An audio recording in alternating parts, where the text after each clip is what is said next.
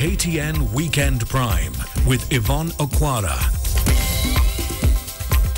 A very good evening to you this 13th day of September 2014. Welcome to the Bulletin. Tonight we have a great bulletin lined up for you, including that special piece by Ian Wafula on just what is happening in Mandera. 100 people dead since May, 1,000 families displaced there since that conflict flared up yet again in May. And of course, when things flared up in Lamu just recently, Ian Wafula took a trip there, and today he brings that special report that will be coming your way. Why, you may ask, is this relevant to you? If this can happen in Mandera and remains unresolved, these are hundreds of Kenyans like you and I dying. What can we do as a nation? What can the government do? What can the security forces do? So we encourage you to watch the piece and engage with us. Our hashtag on Twitter is The Forgotten War, at KTN Kenya, at Yvonne Okwara. Do send us your views on this. You can also use our SMS platform. It's open to you tonight, 22155. We have that special Mandera piece along with the day's top stories. Let's take a look at it now.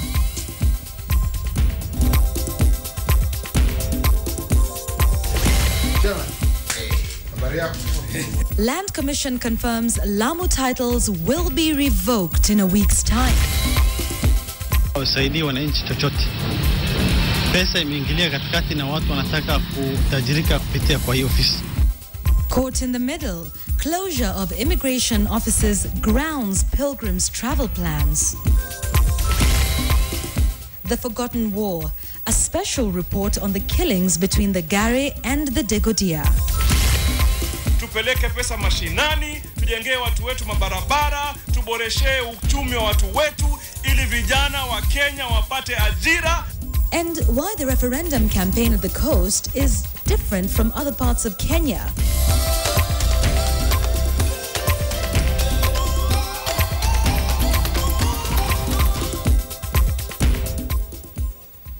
Welcome to the program. We start off with the top story regarding land in the country. The National Land Commission says the probe into the alleged irregular allocation of 500,000 acres of Lamu land is complete and has confirmed that all that land will be repossessed. Speaking after a meeting with President Uhuru Kenyatta at State House, Nairobi today, the Commission Chair, Mohamed Swazuri, said they will revoke all titles to the land in question in just a week's time. The Commission will go to Lamu on Monday to assess the situation before the revocation of the titles. You'll remember just 2 months ago, President Uhuru Kenyatta said 500,000 acres of land in Lamu had been irregularly allocated to 22 organizations. Now, also to be repossessed are all pieces of land grabbed or hived off from state lodges in Mombasa, Cherangani, and Eldoret.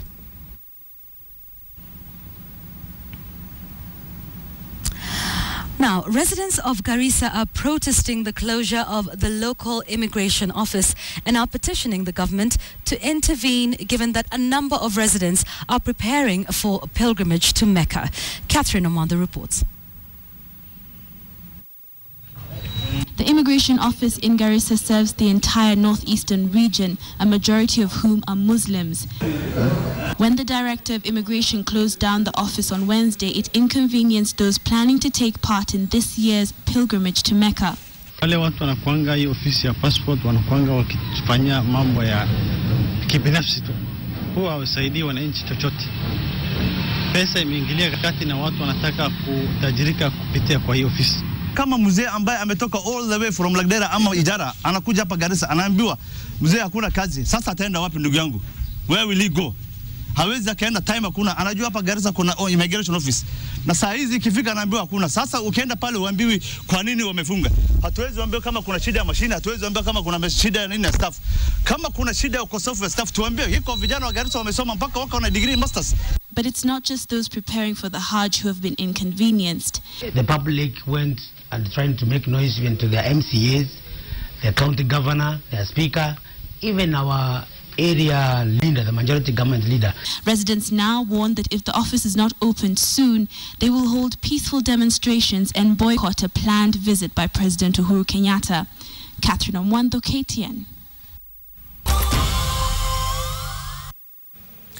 Right, so today KTN anchors left their cozy studios here that you see and hit the road to meet with viewers living in Nairobi.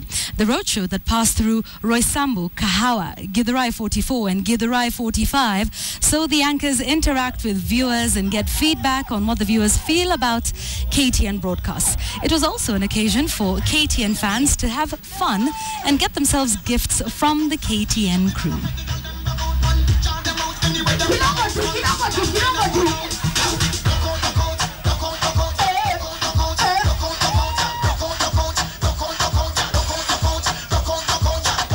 Right. Keep watching. Thanks, man. Asante sana bila shaka. Tuendelee tusiendelee. Nani mwingine unajua mgani? Ngoja, ati nani? Ati nani? Ati nani? Mgani? Huyu. Huyu. Huyu. Hello. Sasa mimi naleta Morning Express inakuja 6 a.m. to 9 a.m. and thank you very much for watching and you get a t-shirt for that. Anapatiwa t-shirt maridadi. Apewe asipewe. Sema pewe, apewe asipewe.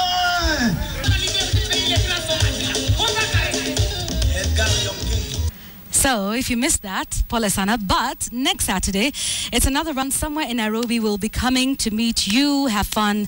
And of course, one of the people who was up there dancing and having a bit of fun was Lynn Washira, who's doing our sports news tonight. Lynn, by the way, I hope you're going to be there next Saturday. Next Sunday, that'll be me. I was doing the flagging off right here at the studios, but next Saturday is my turn. So, of course, I look forward to meeting all of you there. But very quickly, Lynn, I mean, you remember there were times when the national rally was during Easter and, you know, it was great fun during the Easter holidays to come out. I hear that might be coming back. It might come back to Easter?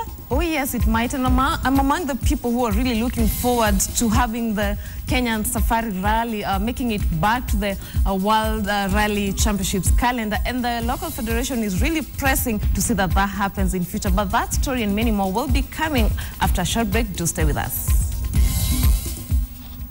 The Bulletin in Nanyuki, where defending Kenya National Rally champion Baldev Chager is on course for a second consecutive national title. Chager wrapped up day 2 of the 62nd Safari Rally on the lead. The rally that's being held at the Mount Kenya region will come to an end tomorrow. Lodega Hills in the Mount Kenya region presented rally drivers with an unprecedented challenge that saw Carl Flash Tundo's hopes to challenge the overall leader Baldev Chager crumble after suffering a puncture at the long 53-kilometer stage at Lodega. Defending Kenya National Rally champion Baldev Chager maintained his superb form as the search for a second straight KCB Safari Rally title get even more real. He led Section 1B at Lodega from start to finish. Chager set the quickest times in all the 3 stages run on Friday's day 1. He will now go to the final day of the rally with a 2 minutes 38 seconds advantage ahead of second place Carl Flash Tundo. Manriv Barian, navigated by Drew Starrock, is placed 3rd, trailing the leader with 5 minutes and 1 second, while Quentin Michel is 4th. The two-wheel drive class has few survivors after Dennis Mwenda and Gurmit Theri retired. Gurmit retired with a broken wheel hub, while Mwenda, who incidentally is the 2013 two-wheel drive Safari winner, kissed the event goodbye with serious overheating problems. And to other news now, the race for the Samsung Galaxy Open Polo title is between Samsung Galaxy X5 and Samurai. Both teams won their respective matches today to tie at 4 points. Sunday's match will be between the two teams and will determine who walks away with the top prize. Elsewhere, over 30 teams converged at the Nairobi University grounds for the Nairobi County Chairman's Volleyball Cup. After narrowly edging out Samsung Galaxy Note by a fraction yesterday, Samurai breezed past Pironi in today's match, beating them 7 to 5.5.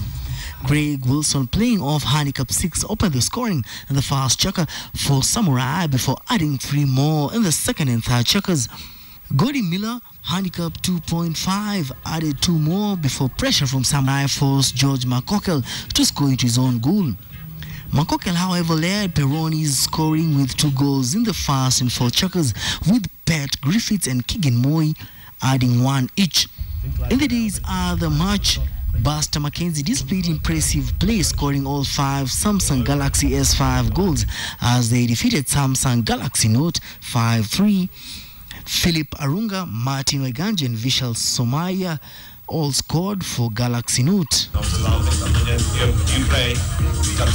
Elsewhere, over 30 teams drawn from Nairobi County converged at the University of Nairobi grounds for the Nairobi County Chairman's Cup. In some selected results, GSU beat JKUAT 3-0.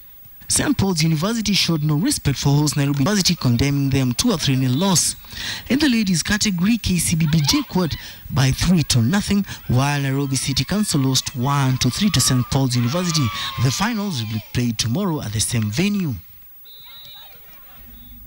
Let's now conclude with giving you some feedback on the piece that we aired by Ian Wafula, The Forgotten War. Here is one tweet from Hotshot Creative. You say, touching piece on the Forgotten War makes you wonder about our priorities in Kenya. Simply inexcusable and outrageous. Finally, on our SMS feed, Kinyanjui from Kikuyu Town. You say, in as much as we like to criticize the government, in my opinion, the solution is with those people. It is a choice they have to live peacefully or exterminate each other. Right, those are your views on that, and of course on all our stories that we aired today. We thank you so much for your feedback. It is indeed always a pleasure to hear from you, and we thank you for your time tonight. My name is Yvonne Okwara. Have a good night. We'll see you tomorrow.